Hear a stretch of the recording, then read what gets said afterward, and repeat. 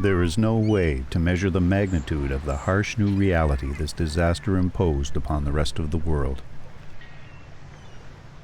Today, no discernible remnants of the utter devastation caused by the explosion can be seen in the north end of the city or the harbor.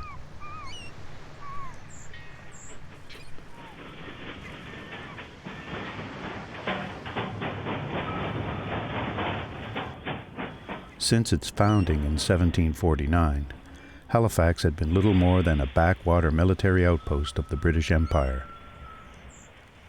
By 1906, with a German threat looming in Europe, most of the Army and Navy had all but left.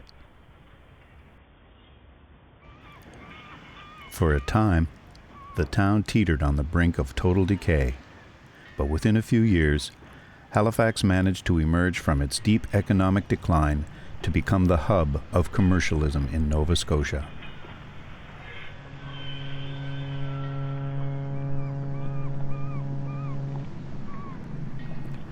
When war was finally declared in 1914, the city, with its strategically located ice-free harbor, once again became an even more prosperous home for the Royal Navy, and a gathering place for convoys carrying troops and supplies to war-ravaged Europe.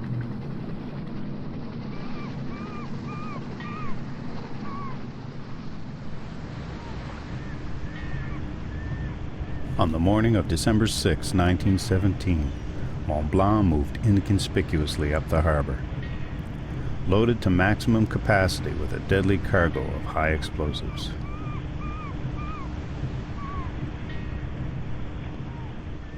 Emo entered the Narrows from Bedford Basin and quickly headed seaward, her captain anxious to be on his way.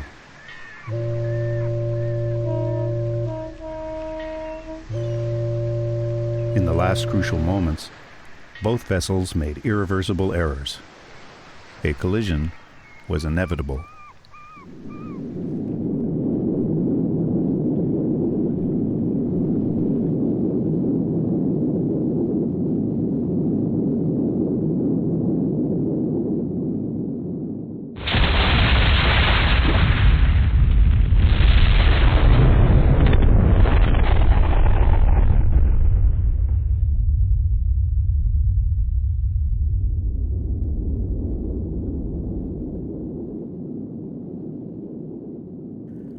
Sophocles said, "Many are the things that man seeing must understand. Not seeing, how shall he know what lies in the hand of time to come?"